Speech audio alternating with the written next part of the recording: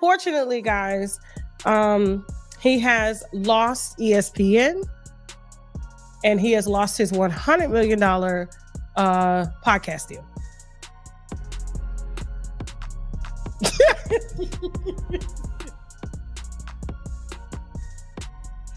All over some Badusi. All narcotic tests have come up 0.00%. I'm 44 years old, little Tigger. Say what? Say what? Katt Williams is pulling Kevin Hart back into this mess once again. And this time, he's not holding back. He's accusing Kevin of betraying Shannon just to see him get canceled. According to Katt, this whole drama with Shannon isn't just some random situation. It's a calculated setup. Katt's calling it a full-blown takedown. And guess what? He's brought the receipts to prove it. Everyone knows Katt Williams and Kevin Hart don't get along. It's not even a secret anymore. But these new claims, they're on another level. Katt is accusing Kevin of working behind the scenes, teaming up with major industry players just to bring Shannon down.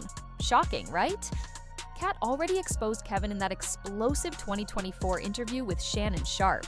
And now, he claims Kevin's still bitter about it and is actively trying to sabotage Shannon's career.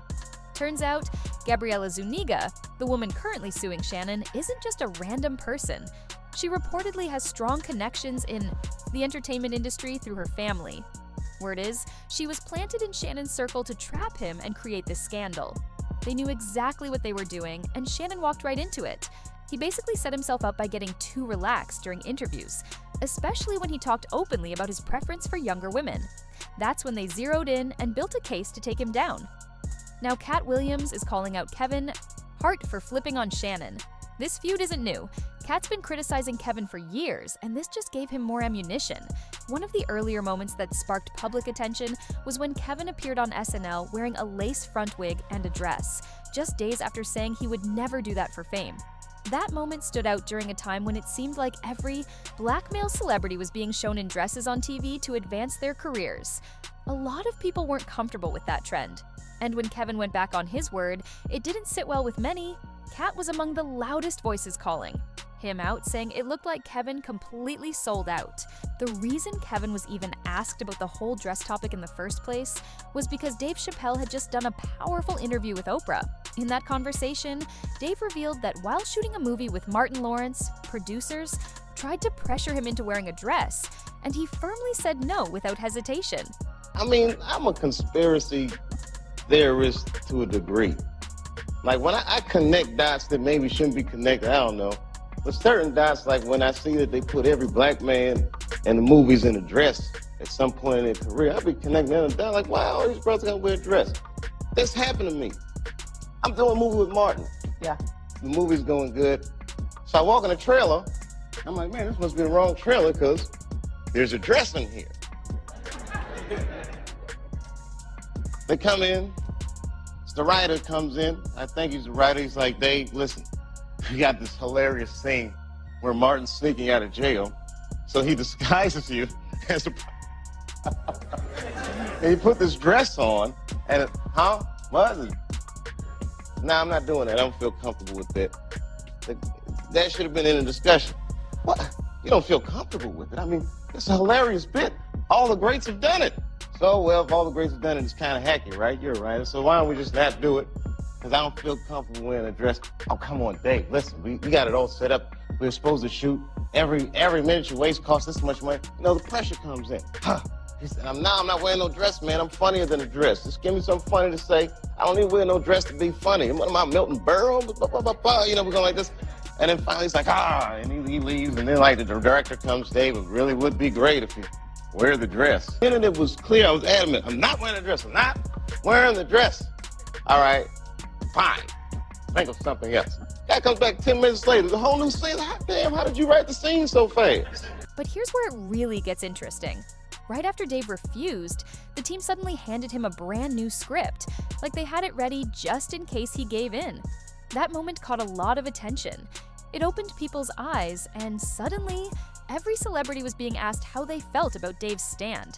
Kevin was one of them, and in his interview, he stood his ground, confidently saying he'd never wear a dress for a role. Dave Chappelle, another great comedian, said that, you know, in the industry, they tried to make him wear a dress. Have you ever ran into that with scripts, and is that something that, you know, you wouldn't do, you know, for I definitely haven't ran into to put on the dress. I mean, you know, you have to have boundaries. You have to have limits that you refuse to cross. You know, for me, I know what they are.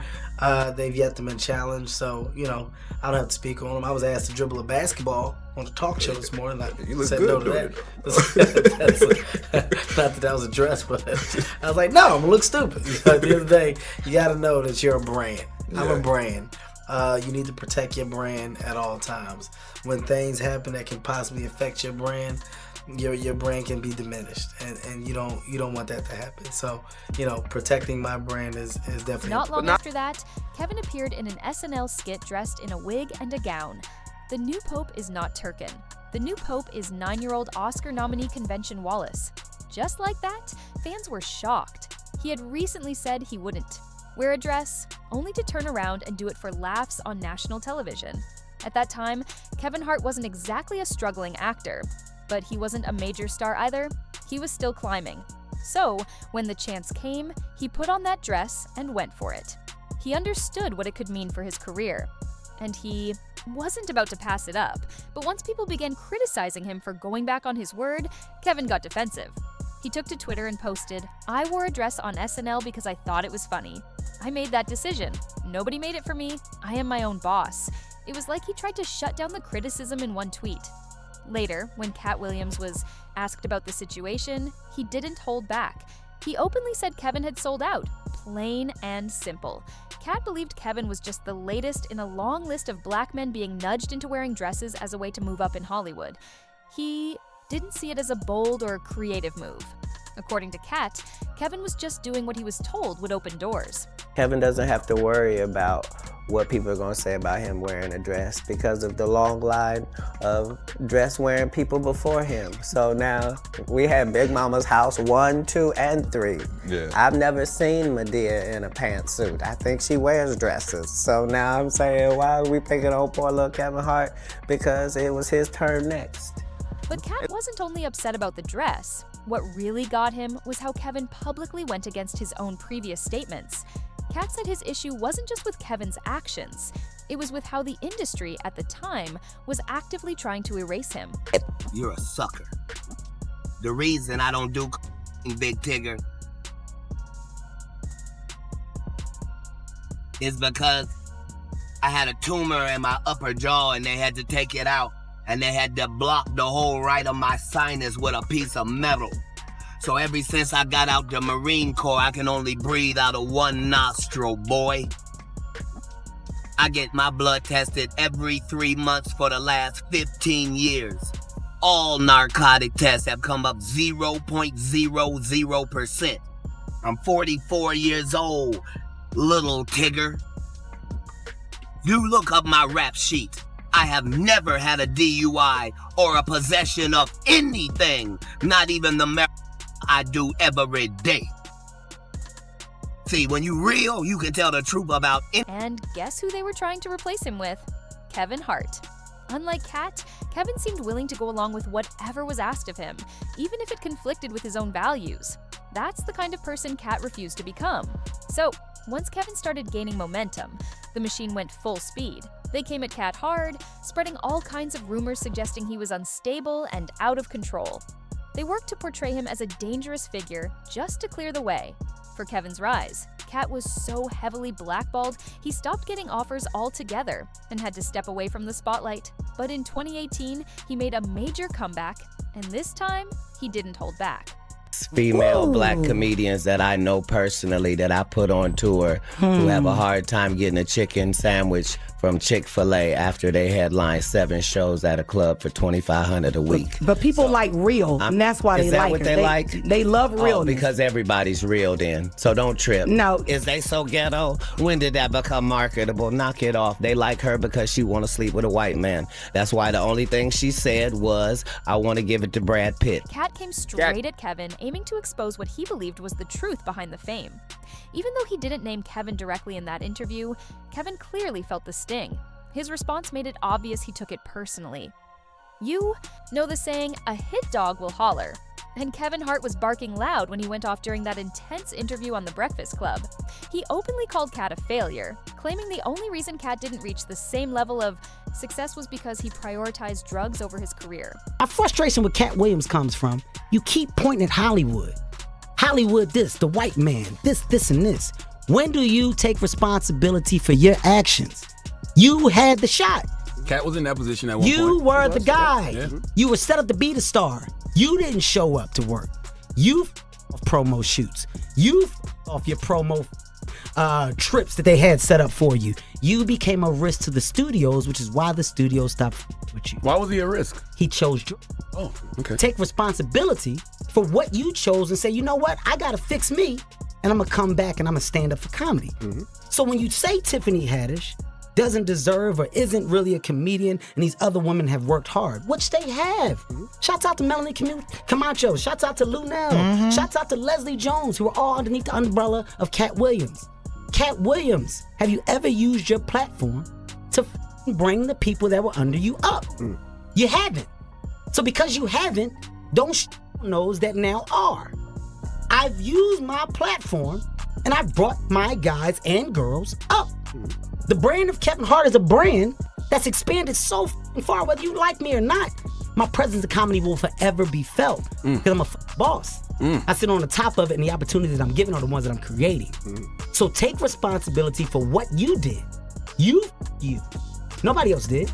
You don't hear Chris Rock, Dave Chappelle, the Kings of Comedy, Seinfeld. You don't hear George Lopez, Eddie Griffin. You don't hear fucking who else can I go down the road of other comedians? Steve Martin, Martin Short. You don't hear the guys that got on top and that made it by doing what they love complain about the people that are coming under them. The reason why is because they're happy with themselves.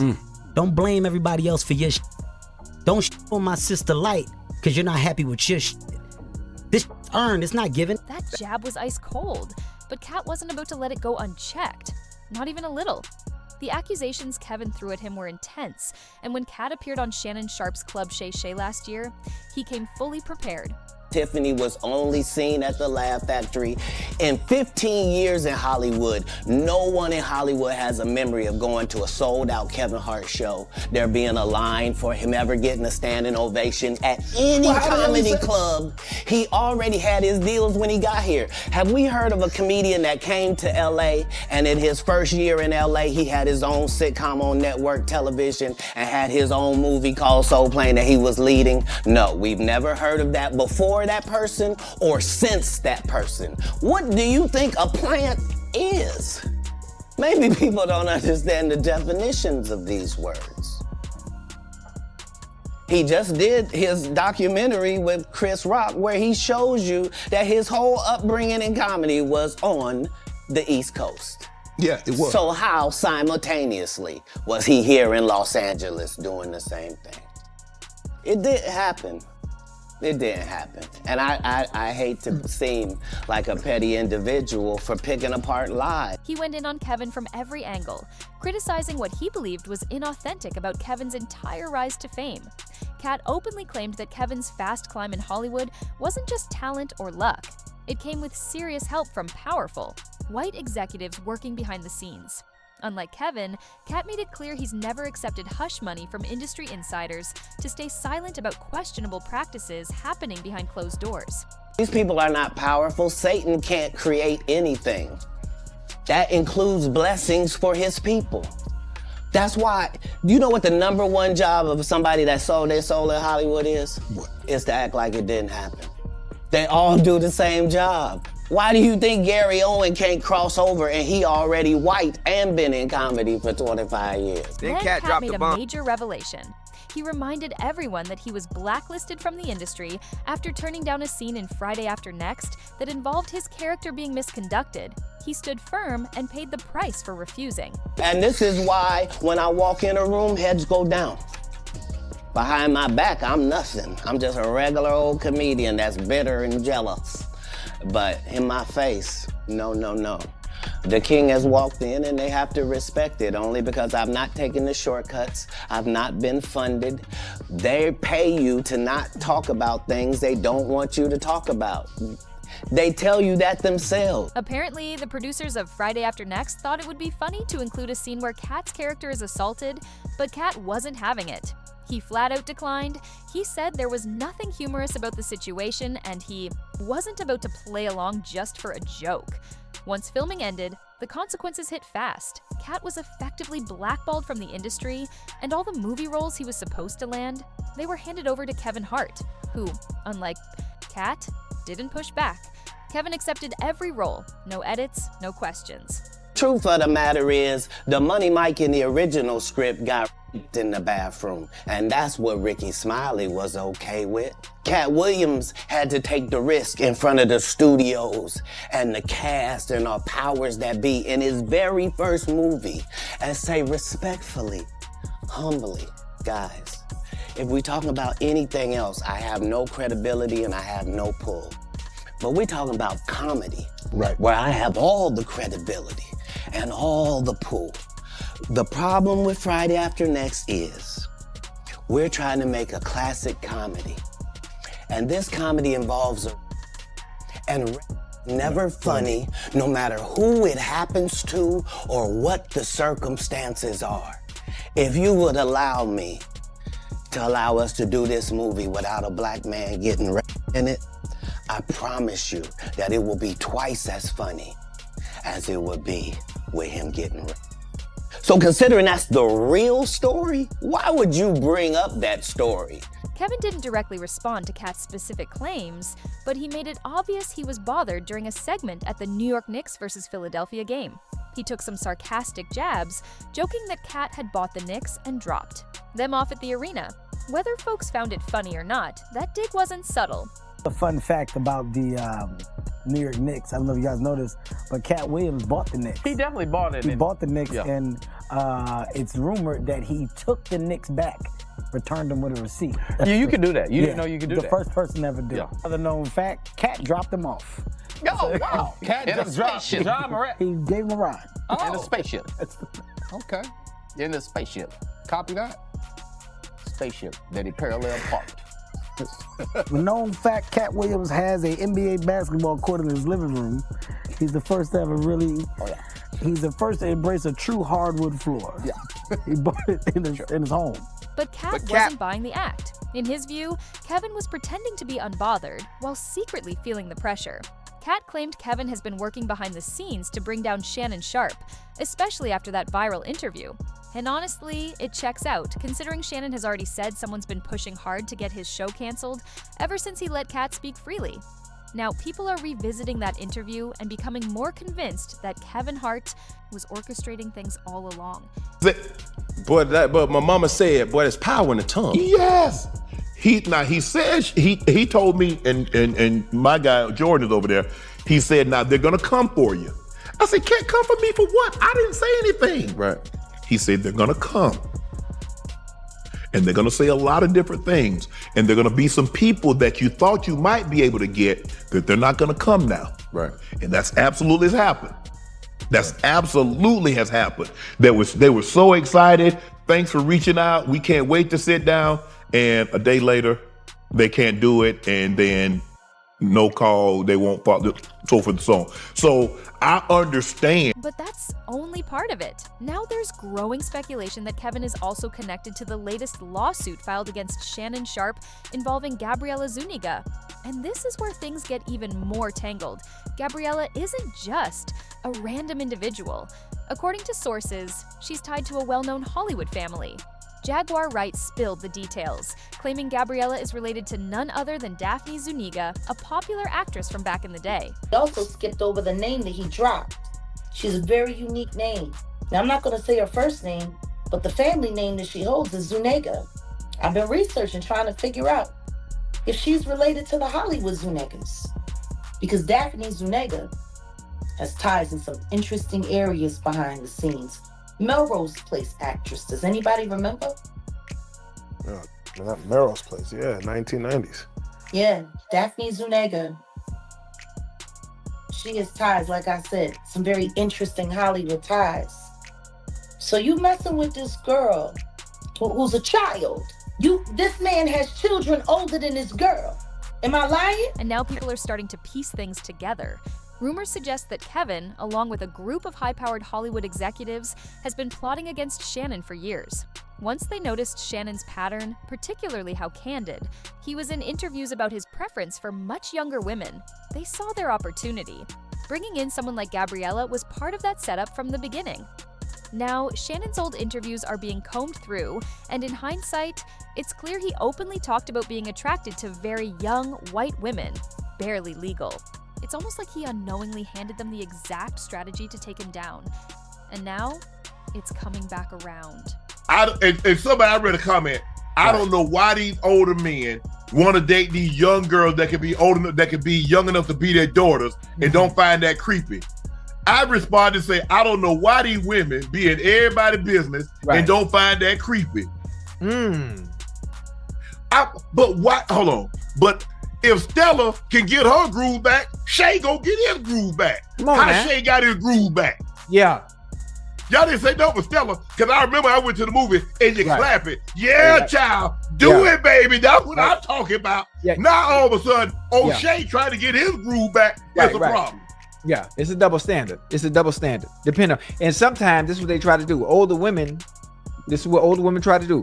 Older women will guilt trip you. Friend, baby, I'm grateful I'm not 56 and trying. But you trying to say what you trying to say? I'm looking right at you. I know you looking at your I ain't backing down. You better take your old ass and get somebody to love you. Let me tell y'all what Shannon needs. Let me live my life. Let me tell you what my baby needs. He need him an old fat gal who can bake good cakes, make some smothered turkey wings, who gonna rub his feet at the nighttime, okay, and gonna have a sip of his cognac to make him feel better about himself when he come home at night. That's what Shannon needs. You don't need no 26-year-old girl. You don't need no 36-year-old girl.